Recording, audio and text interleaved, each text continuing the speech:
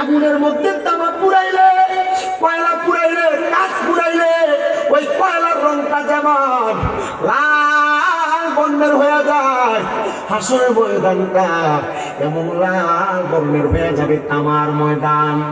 মানুষ দাঁড়ায় থাকতে পারবে না, শুধু আসমানের দিকে তাকায়া তাকায়া, সূর্যের দিকে তাকায়া তাকায়া তারা তাদের জীবনের গুনার কথা স্মরণ করবে আর বলবে মনি এমন কঠিন যন্ত্রণা যদি আমরা জানতাম গো, আমরা দুনিয়াতে নামাজ ছাড়তাম না, আমরা দুনিয়াতে রোজা ছাড়তাম না, আমরা দুনিয়াতে চোখ দিয়ে খারাপ দিকে নজর করতাম না, জবান দিয়া মাঝে মাঝে মন্তব্য করতাম না, কান দিয়া কোনো মানুষের গীবত অহংকারের কথা শুনতাম না, আমরা মানুষের হক মেরে মেরে খাইতাম না, মিথ্যা কথা বলতাম না, আমরা জুলুম অত্যাচার অন্যায় করতাম না।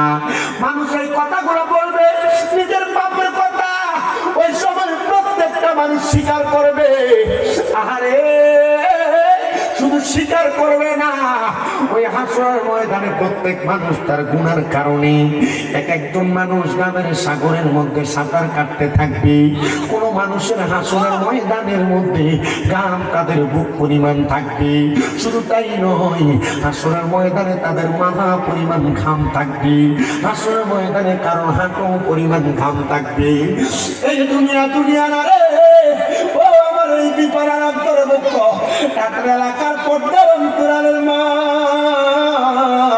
ও যুবক ভাই, ও আমার মুরব্বী বাবারা, সোশ্যাল মিডিয়ার মাধ্যমে দেখতেওয়ালা ভাই বাবারা, মা বোনেরা, ওই হাসরের ময়দানের মধ্যে মানুষ যখন এমন হাহাকার করবে, এমন টাইমে আমার আল্লাহ তাআলা হাসরের ময়দানের একটা সাইড থেকে আগুনের কুণ্ডলী আর আগুনের লালা ছেড়ে দিবে। প্রমাণ আমি দেখতাম গত কয়েকদিন আগে জুমার দিন ভূমিকম্প হয়েছে। ভূমিকম্প যখন একটা সুপার শপের মধ্যে নাড়া দিছে, একটা বাবা তার ছোট সন্তানকে দোকানে ফালায়া নিজে নিজে দৌড় দিয়ে বের হয়ে গেছি।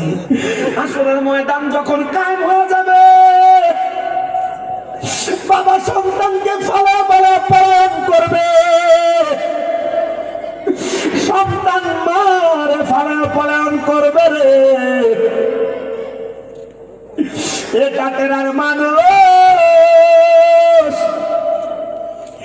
এমন কঠিন আযাবের কথা শোনার পরেও তুমি বুঝি সুদ খাইবা? এমন কঠিন আযাবের কথা শোনার পরেও তুমি বুঝি ঘুষ খাইবা? এমন কঠিন যন্ত্রণার কথা শোনার পরে তুমি বুঝি মানুষের জমি অন্যায় ভাবে দখল করে করে চলবা? না না না, এই জিন্দেগি এমন জিন্দেগি না, এই জিন্দেগি তোমার কাটানোর পরে পরকালের জিন্দেগি বড় কঠিন।